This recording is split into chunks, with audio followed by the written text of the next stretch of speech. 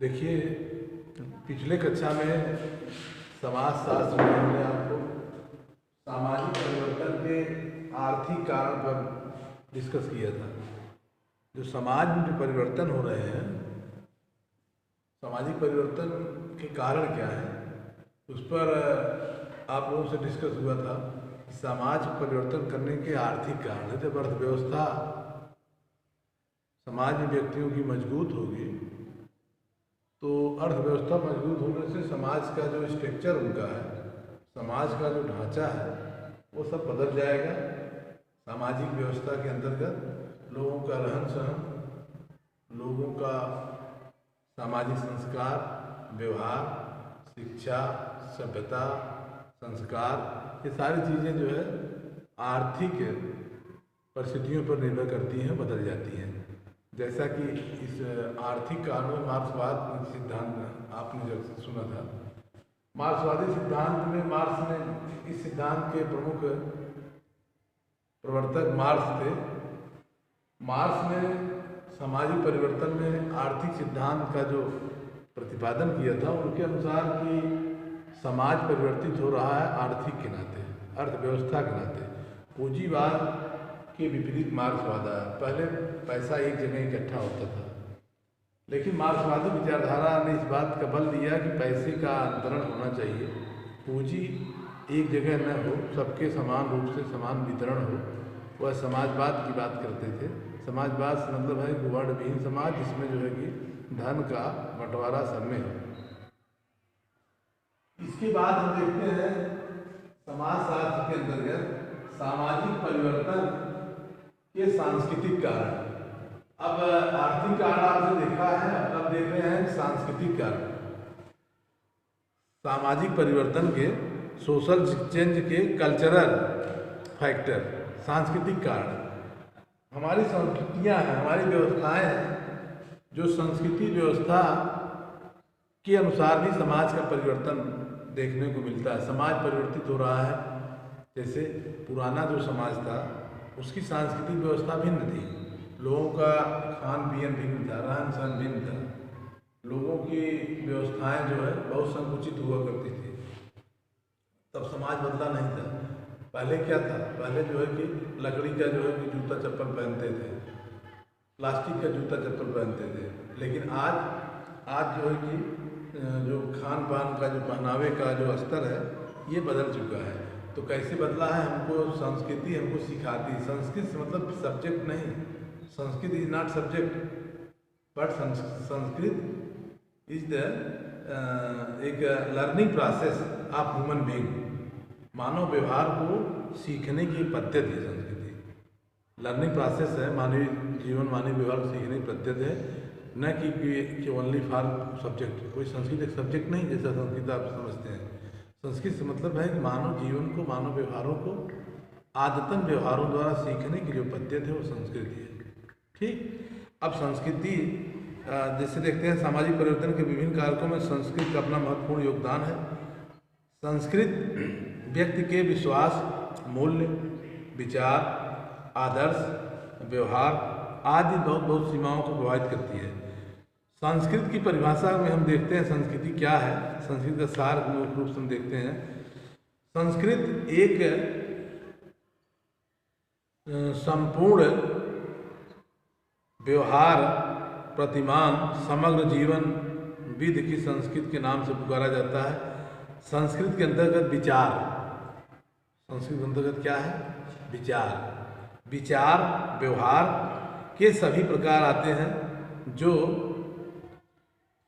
संचारित या क्रियाकलाप के द्वारा व्यक्ति सीखता है। अतः मानव बोलने में हाव भाव से आज उदाहरण द्वारा संस्कृत को समझता है। संस्कृत से तात्पर्य है न कि किसी व्यवस्था का वंशानुक्रम सीखना, बल्कि मानव जीवन एवं मानव व्यवहारों को देख करके जो व्यक्ति जीवन की वास्तविकता को सीखता है, वो संस्कृत है। संस्कृत को हम सामाजिकरण भी कहते हैं, सोशलाइजेशन है। संस्कृति क्या है, सामाजिकरण। सामाजिकरण तात्पर्य है व्यक्ति अपने आसपास जीवन के व्यवहारों को सीखता है। मीडिया के माध्यम से, चलचित्रों के माध्यम से, टीवी के माध्यम से, अपने सामाजिक परिवेश के माध्यम से और अपने मतलब परिवार के संस्कार एवं व्यवहार के माध्यम से जो सीखता है, वो सारी चीज़ों को समाहित रूप क्या है? संस्कृति है। संस्कृति क्या कहेंगे हम? कल्चर क्या कहेंगे? कल्चर कहेंगे किस कल्चर का है? कल्चर से तात्पर्य है कि हमारे संस्कार, हमारे व्यवहार, हमारे धर्म, हमारी प्रथाएं, हमारे रीति रिवाज और हमारे आसपास की जितनी चीज़ें हैं, सारी चीज़ों को मानव जीवन में सीखने की जो पद्धति है, वही क्या है? संस्कृति है। उसको संस्कृत हम कहते हैं, उसकी कल्चर कहते हैं, ठीक ना। अब संस्कृत की विशेषता हम देखते हैं क्या है। संस्कृत की पहली विशेषता है कि यह संस्कृत मानव निर्मित होता है। ह्यूमन जो है कि मेड बाय ह्यूमन पर्सन है, मानव निर्मित है। संस्कृति जो है, culture is made by human person, मानव व्यवहार द्वारा मानव निर्मित है। संस्कृत मानव निर्मित है, क्या तात्पर्य है कि जैसे मनुष्य एक सामाजिक प्राणी है। समाज की व्यवस्थाओं, समाज की आवश्यकताओं, समाज के मूल्यों को वह सामाजिक स्तर से सीखता है। व्यक्ति सदैव अच्छी चीज़ों को सीखता है, बुरी चीज़ें समाज में है, लेकिन ज़्यादातर जो है संस्कृत से तात्पर्य है कि अच्छी चीज़ें जो अच्छी आदतें हैं उसी का व्यक्ति अनुसरण करता है। चीज़ें बहुत से हैं, आप गूगल पर देखिए, नेट देखिए, बहुत चीज़ें हैं, लेकिन जो आपकी चीज़ की है, जो आप लायक है, उसी को आप अनुसरण करते हैं। जिसके अंतर्गत हम देखते हैं, संस्कृत के अंतर्गत व्यक्ति मानव व्यवहारों को सुपर ऑर्गेनिज्म के द्वारा, मानव प्राणियों को अति प्राणी के द्वारा व्यवहारों को आदान प्रदान द्वारा सीखने की जो पद्धति है, इसलिए हम कहते हैं कि संस्कृत मानव द्वारा निर्मित है। संस्कृत का निर्माण व्यक्ति स्वयं करता है। संस्कृत से मतलब आप समझिए, संस्कृत मतलब है आपका संस्कार, आपका व्यवहार, आपकी बात विचार, ये मानव निर्मित है। आपका जैसा आपका जो है कि कल्चर रहेगा, जैसा आपका वातावरण रहेगा, उसी ढंग से आप सीखेंगे।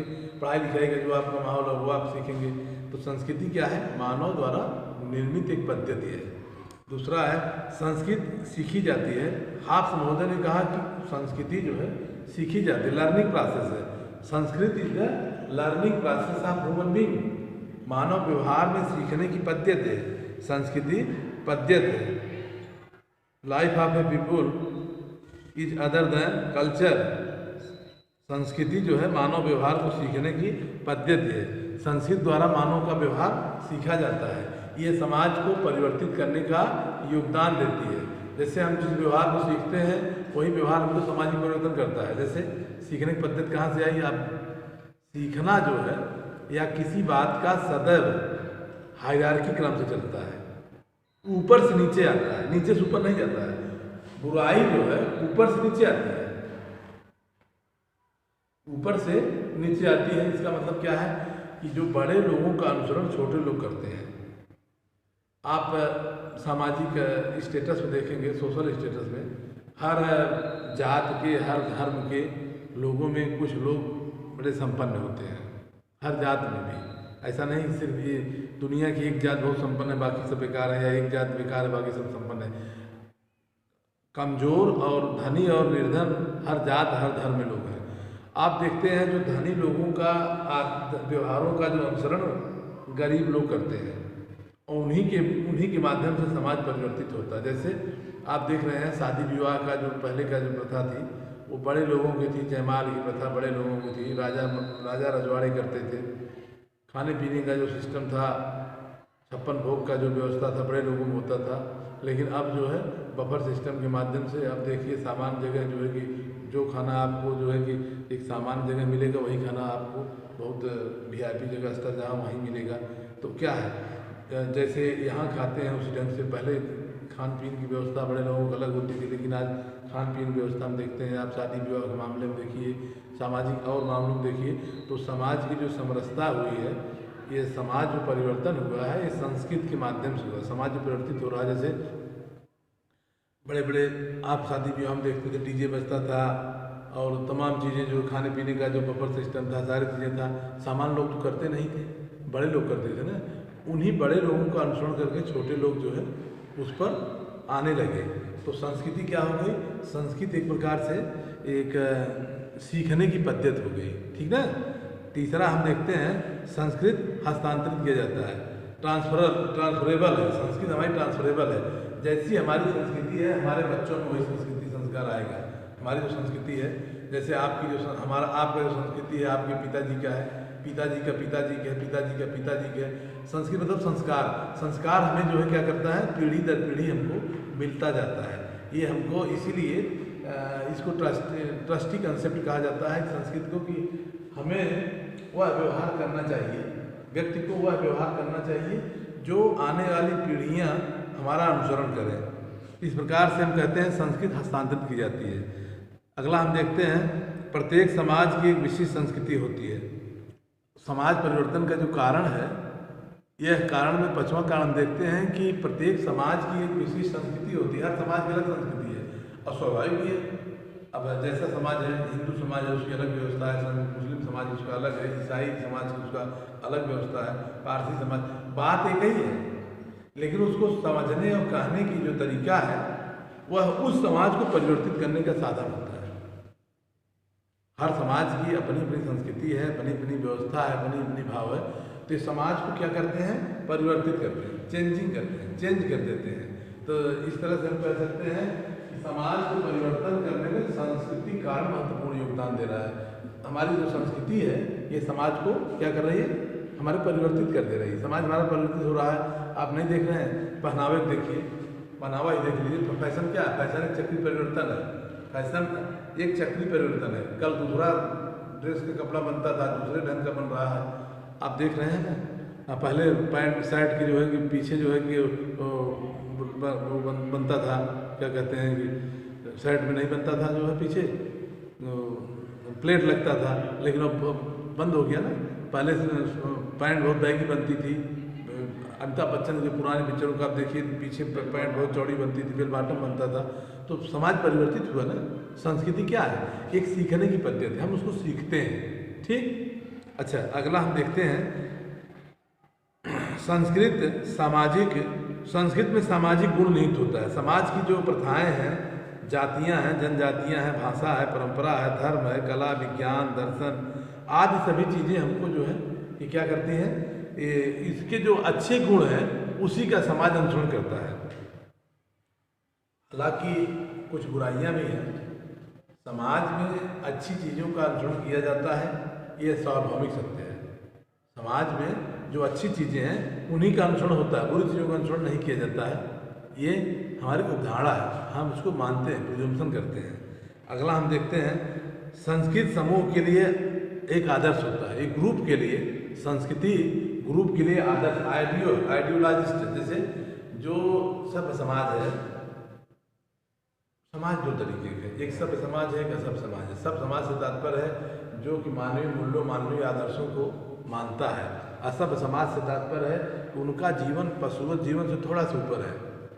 जैसे आप मानव भी हैं, लेकिन असभ्य उनको इसलिए कहेंगे हम, जैसे आप देख रहे हैं जातियाँ जितनी हैं, या मतलब और जो समाज की एकदम निम्न दबी हुई जातियाँ हैं, वो जातियाँ क्या हैं, धीरे धीरे आप देखते हैं ना कि वह एकदम से सामाजिक संतुलन में एकदम असभ्य जातियाँ मानी जाती हैं। कितना समय हुआ, इस तरह से हम देख सकते हैं कि संस्कृति जो है मानव व्यवहार को सीखने की पद्धति है, ठीक ना। अगला हम देखते हैं संस्कृत मानव, बहुत सही, 4 मिनट रुक जाइए, 2-4 मिनट रुकिए। संस्कृत मानव आवश्यकताओं की पूर्ति करता है। संस्कृति क्या करता है, मानव की नीड्स जो है, ह्यूमन नीड्स, ह्यूमन की आवश्यकताएं, मानव की आवश्यकताएं जो है वो हमको पूर्ति कहाँ करती है, संस्कृति के द्वारा। संस्कृत के जैसे आप समझ ही गए, आदर्श है, विचार है, भाव है, ये सभी क्या है, संस्कृत है। तो मानव की जो नीड्स हैं, मूलभूत आवश्यकताएं हैं, ये पूर्ति कहाँ से होती है, ह्यूमन नीड्स कहाँ से होती है, कल्चर के द्वारा, संस्कृत के द्वारा। हमारी संस्कृति हमारी आवश्यकता को पूर्ति करता है। जैसे आप जैसे ऐसे कर सकते हैं कि विवाह का संबंध है, वैवाहिक संबंध है, ये मानव की जो मूलभूत आवश्यकताएं हैं उसकी पूर्ति करता है। सामाजिक संबंध है, शैक्षणिक संबंध है, ये सभी चीज़ें हमारी आवश्यकताओं को पूर्ति करती हैं, ठीक ना। तो इस तरह से हम कह सकते हैं कि संस्कृत जो है एक आवश्यकता की पूर्ति करता है, और संस्कृत हमारी जो है एक एक समूहों को आदर्श बनती है। संस्कृत हमारे समूह को आदर्श बनता है, जो समूह है वही उसका अनुसरण करता है। अगला हम देखते हैं संस्कृति मानव आवश्यकताओं की पूर्ति करता है। अगला हम देखते हैं संस्कृत में अनुकूलन की क्षमता होती है। संस्कृत जो है कि हमारे जो है कि व्यवहार के अनुकूल कार्य कराती है, जिसे परिवर्तनशीलता संस्कृत का गुण है। भौगोलिक परिस्थितियों के अनुसार संस्कृत अपने आप में बदलती रहती है। पहाड़, मैदान, रेगिस्तान, बर्फीले प्रदेशों में निवास करने वाले लोगों की संस्कृत और पहाड़ी क्षेत्रों में, मैदानी क्षेत्रों में रहने वाली संस्कृति में परिवर्तन हो जाता है। जैसे भारत क्या है, भारत जो है भारत एक ऐसे कह सकते हैं कि भारत जो है एक भारत जो है बहुत बड़ा देश है, लेकिन हम देखते हैं कि भारत में अनेकता में एकता समाहित है। भारत की संस्कृति की विशेषता है कि हम देखने में अनेक लगते हैं लेकिन हम एक हैं। कैसे? जैसे भौगोलिक स्थिति देखते हैं आप, भौगोलिक स्थिति देखने के लिए आप जैसे कि जो उत्तर प्रदेश, बिहार और मध्य प्रदेश और राजस्थान का जो क्षेत्र है, इसके अलावा आप चले जाइए जो है कि जो पूर्वी क्षेत्र है, नागालैंड है, सिक्किम है, मिजोरम है, गोवा है, और दक्षिण क्षेत्र में आप केरला चले जाइए, कर्नाटक चले जाइए, मंगलोर चले जाइए, तो इन क्षेत्रों की बोली, हाव भाव, रहन सहन, ये सभी क्या करेंगे, ये सब जो है समाज अपनी अपनी संस्कृति के अनुसार ये परिवर्तित होते रहते हैं। संस्कृत की अनुकूलता होती है, सीखने की पद्धति होती है, उसी के अनुसार लोग सीखते हैं। जहाँ जैसे लोग रहते हैं उसी के अनुसार वो वहाँ जाकर वहाँ सीख लें। पहाड़ी क्षेत्र में आप जाएंगे तो वहाँ की बोली भाषा, वहाँ का व्यवहार आप सीख लेंगे, और ये मैदानी क्षेत्र में जाएंगे तो वहाँ की बोली भाषा, व्यवहार सीखेंगे। इस तरह से है संस्कृत में संतुलन एवं संगठन होता है। संस्कृत मानव व्यक्तित्व के निर्माण का मौलिक गुण होता है, मौलिक आवश्यकता होती है। संस्कृत जो है मानव के व्यक्तित्व के निर्माण का एक मौलिक गुण है। जैसे जन्म से ही बच्चा अपनी संस्कृति को सीखता है और उसका आत्मसात करता है। परिवार में जो भी व्यवस्थाएं हैं, परिवार में जो झगड़ाऊ परिवार है, बच्चा वहाँ झगड़ाऊ बन जाता है। पढ़ा लिखा सब परिवार है, बच्चे वहाँ सब सभ्यता बोलेंगे, सब परिवार बोलेंगे। तो संस्कृति जो है व्यक्तित्व के निर्माण में महत्वपूर्ण योगदान देता है, इसलिए समाज को परिवर्तित कर रहा है। अगला देखते हैं संस्कृत के अंतर्गत हम देखते हैं कि समाज परिवर्तन के लिए आर्थिक जीवन में होने वाले अनेक परिवर्तन संस्कृत के उत्तरदायी है। आर्थिक जीवन में से होने वाले परिवर्तन संस्कृत के लिए उत्तरदायी है। हमारी संस्कृति जो है आर्थिक व्यवस्था जैसी हमारी रहेगी, जैसा संतुलन रहेगा, उसी ढंग से हमारी सामाजिक संतुलन और सामाजिक परिवर्तन संस्कृत द्वारा हो जाते हैं। इस तरह देखते हैं सांस्कृतिक कारकों का समाज विशेष में राजनीतिक संगठनों पर काफ़ी प्रभाव पड़ता है। समाज में सांस्कृतिक कारकों में जो पॉलिटिकल पार्टियाँ हैं, राजनीतिक संगठन हैं, वो भी प्रभावित कर रही हैं, वो भी समाज को परिवर्तित कर रहे हैं। सामाजिक जैसे एक संगठन बनाकर, ग्रुप बनाकर समाज को जागरूक करना, समाज की दिशा देना, समाज को मतलब संचालित करना, उनका भी योगदान है। सांस्कृतिक कारकों प्रौद्योगिकी क्षेत्रों में होने वाले परिवर्तन में भी काफ़ी प्रभाव पड़ा है। इस तरह से हम देखते हैं संस्कृत जो है मतलब तमाम क्षेत्रों में कार्य कर रहा है। अर्थात सामाजिक परिवर्तन के साधन में हम देखते हैं कि सामाजिक परिवर्तन साधन संस्कृत अपना बन गई, संस्कृत अपना महत्वपूर्ण योगदान है। सामाजिक परिवर्तन के कारकों में संस्कृति अपना महत्वपूर्ण योगदान है।